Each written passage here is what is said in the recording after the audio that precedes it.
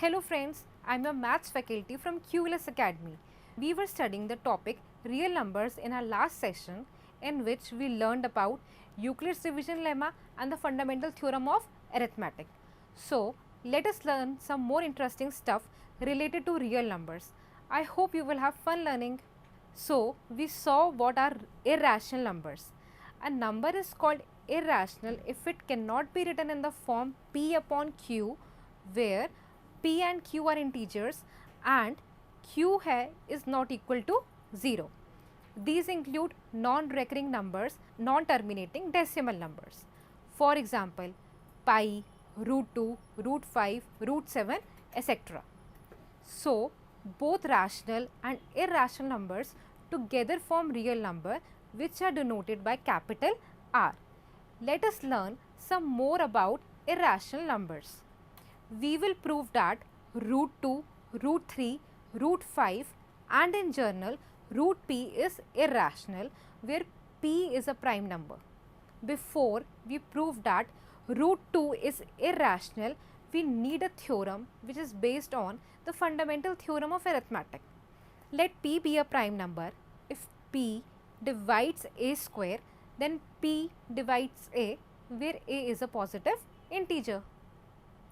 For example, if a square is 625, then a की value कितनी होगी 25.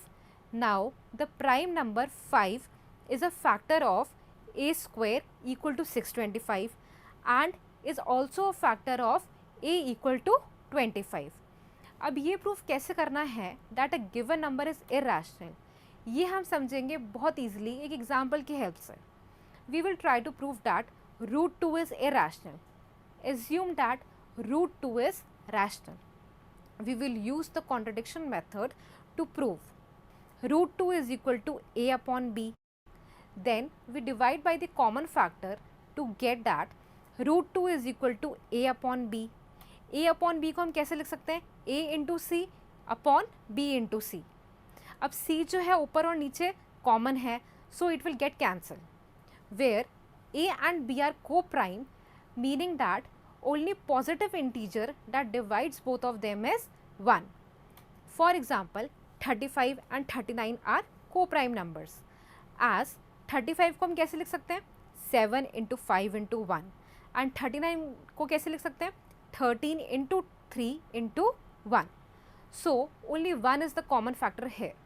So we can write b root 2 equal to a. Squaring both the sides, we get 2b square is equal to a square.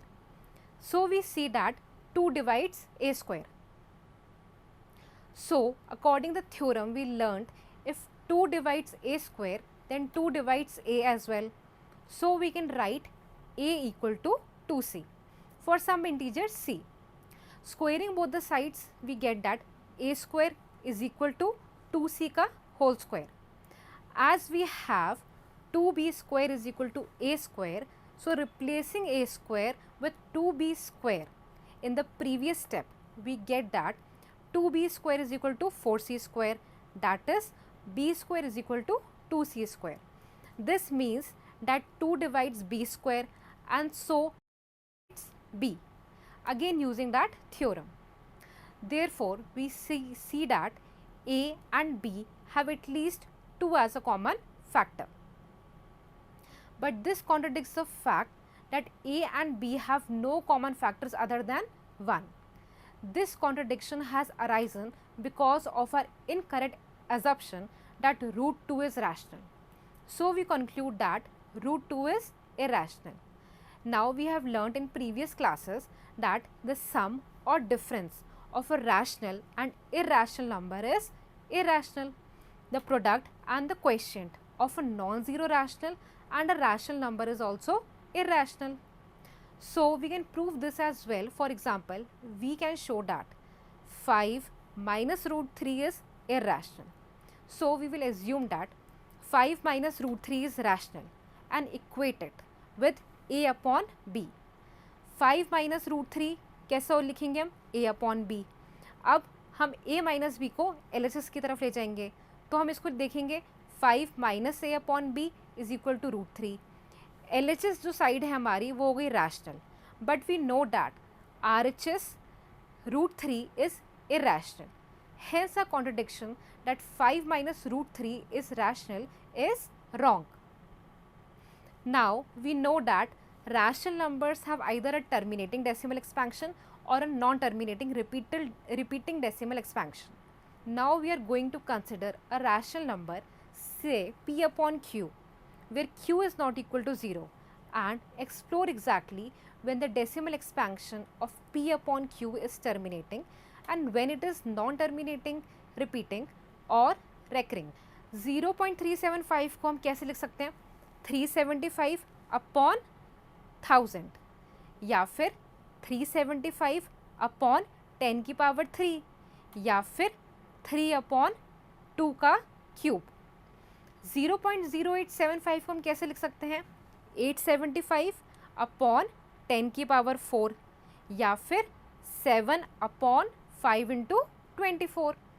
We have converted a real number whose decimal expansion terminates into a rational number of the form p upon q, where p and q are co-prime and the factorization of the denominator, matlab q, has only powers of 2 or the powers of 5 or both. We should expect the denominator to look like this, since the powers of 10 can only have powers of 2 and 5 as factors. You can see that a real number which has a decimal expansion that terminates can be expressed as a rational number whose denominator is a power of 10.